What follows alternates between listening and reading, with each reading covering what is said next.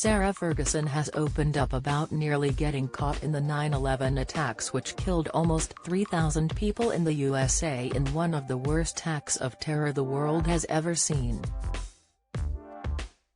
Today marks 22 years since two hijacked planes were flown into the Twin Towers of the World Trade Center in New York, causing untold devastation and killing thousands of people. Another plane was flown into the Pentagon in Washington, D.C. and another crashed into a field in Pennsylvania after heroic passengers on board the aircraft managed to overpower the terrorists. So many people have told of near misses with being caught up in 9/11, from missing trains that delayed workers to security passes not working on office doors. One of those people to have a near miss was Sarah Ferguson, who had a packed schedule full of meetings in NYC. Meghan Markle losing America as Harry zooms ahead. Bombshell new poll shows Fergie, a mother of two daughters to Princess Beatrice and Princess Eugenie, started that terrible day with an interview at NBC Studios. She was then due to attend a meeting with her charity Chances for Children at their offices on the 101st floor of the North Tower of the World Trade Center.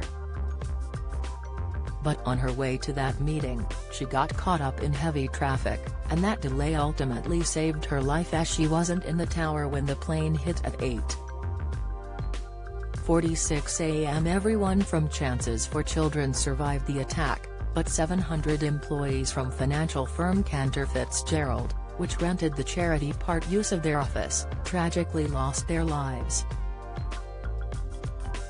The Duchess of York has since spoken about her near-death experience, telling Hello! Magazine, "I take every minute as a blessing, I really do, and I really work hard at it." Meghan Markle petrified ex-husband Trevor Engelson will ban explosive book, report, poll reveals public want for royals cut from line of succession, poll, inside Queen Elizabeth II's diet and favorite foods that helped her live to 96, latest, because the minute you look too far forward, then you're missing now. The minute you look back, you can't go back. Hindsight is a wonderful thing. Before the shocking events of that day, Fergie had designed a ragdoll mascot called Little Red, named predominantly because of its red hair, as well as orange and white dress.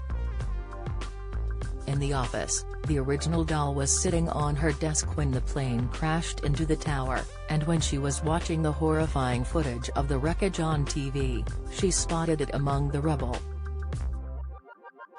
Fergie told the BBC in 2014, "When it came on TV, I looked and saw Little Red and the presenter said, 'Oh look, Terry's a child's doll.' And I immediately called up the presenter and said, 'Please, don't worry.' Because I was so worried they would think that a child was lost or buried in the rubble.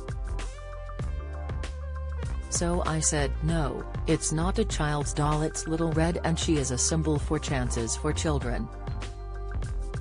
The Duchess of York's ex-husband Prince Andrew has also spoken about the horrifying moment he heard of the tragedy, as he knew she was scheduled to be in that same building.